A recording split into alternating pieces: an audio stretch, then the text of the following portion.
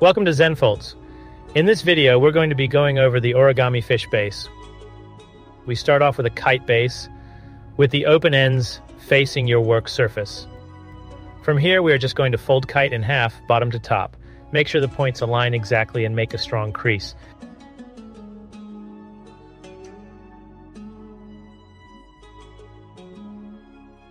Now turn it around and note that there are these two flaps right over here.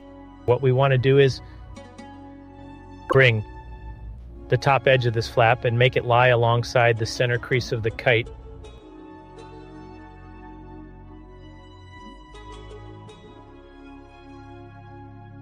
Like so, and we just repeat the same thing on the other side.